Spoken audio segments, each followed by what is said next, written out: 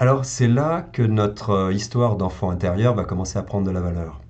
C'est-à-dire qu'au lieu de voir un couple en train de se disputer, prenons pour l'exemple un homme et une femme, en train de se disputer l'un avec l'autre, en train de se balancer du tu, du ta faute, ma faute, ta faute, enfin en train d'essayer de trouver des causalités sur l'origine de la situation.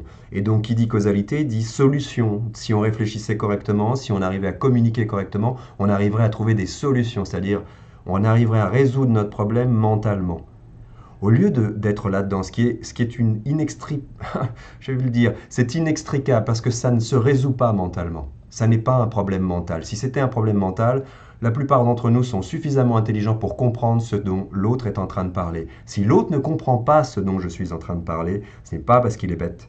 C'est parce que ça n'est pas au niveau de la compréhension que ça va se résoudre. Ça se joue ailleurs, à l'intérieur, sensoriellement, corporellement, inconsciemment, et notamment dans cette idée de l'enfant intérieur.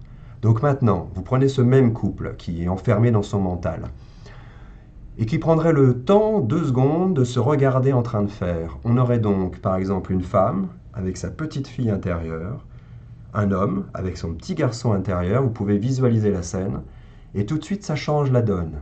On a 2 adultes en train de s'aboyer dessus, avec entre eux 2 petits enfants qui pleurent.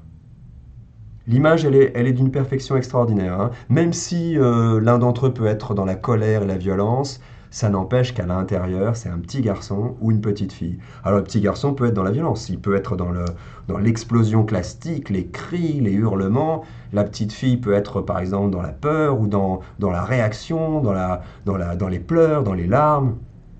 De toute façon, si vous voyez la scène, vous avez maintenant 2 adultes qui hurlent, qui pleurent, qui s'énervent, qui se tuent, et 2 enfants au milieu qui subissent la scène. Ce qu'il y a de particulier quand on comprend ce phénomène-là, c'est qu'en fait, quand moi je ressens cette blessure et que je continue à penser que c'est toi qui me blesse, parce que c'est toi qui touches à mes boutons, et que si tu touchais pas à mes boutons, ben je ressentirais pas tout ça. Parce que c'est archi faux.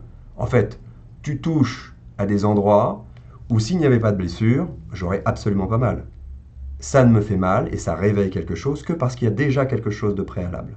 Donc, tu, moi, on est en train de se toucher mutuellement nos endroits difficiles, dans la conversation, dans la tentative de communication.